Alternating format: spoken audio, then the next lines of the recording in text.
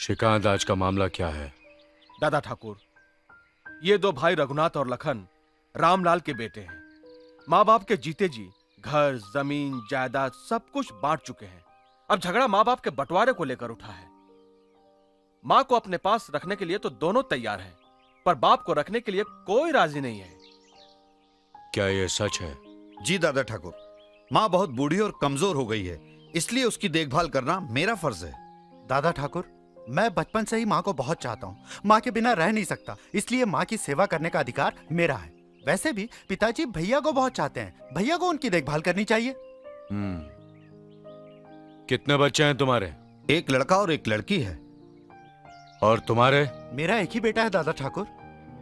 अच्छा, तुम दोनों में से जो भी अपनी माँ को अपने पास रखना चाहता है, उसे अपने पिता के पास अपने बेटे को भेजना होगा, क्योंकि बुढ़ापे में उनकी सेवा करने वाला कोई तो चाहिए ना। ये कैसे हो सकता है? 10 साल से जिस बेटे को प्यार से अपने सीने से लगाकर रखा है, उसे अपने से अलग कैसे कर दें? मेरे बेटे के भाग नहीं फूटे हैं जो ससुर जी की सेवा करने का दुख झेले। चाहे तो देवर जी सासू जी को अपने पास रखें। तो क्या मेरे बेटे के भाग फूटे हैं? सासू जी को भले जेठ जी ले जाए। मैं अपने बेटे को नहीं भेजूंगा। मैं भी मेरे बेटे को नहीं भेजूंगा। तुम माँ को अपने पास रख लो। नहीं, तुम रखो। तुम रखो। तुम अपने पास रखो। तुम अपने पास रखो। खामोश! तुमने अपने बेटे की परवरिश सिर्फ 10-12 साल की, और आज जब अपने पिता के पास भेजने की बात आई तो तुमसे बर्दाश्त नहीं हुआ। छटपटा गए तुम दोनों।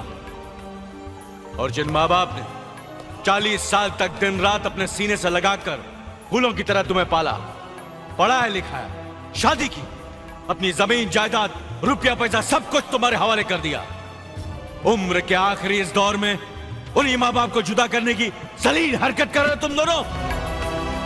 अरे कोक में अपना लहू पिला पिला कर जिसने तुम्हारी रचना की, तुम्हें जीवन देने के लिए मर मर कर कई बार जो जी है बेचारी, वो है तुम्हारी माँ।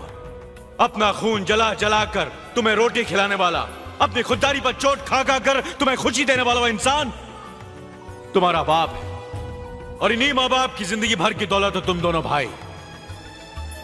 मुझे मालूम है तुम दोनों अपनी माँ को अपने पास क्यों रखना चाहते हो, ताकि वो तुम्हारे घर में खाना बनाए, तुम्हारे कपड़े धोए, तुम्हारे बच्चों की देखभाल करे, और तुम्हारी बीवियां पलंग पे लेटे लेटे हुक्म चलाएं।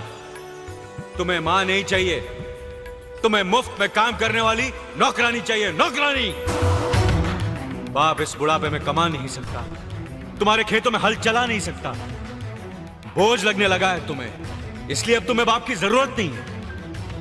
और जिस दिन तुम्हारी मां से भी घर का काम नहीं हो सकेगा, तुम उसे भी कचरे की तरह घर से बाहर फेंक दोगे।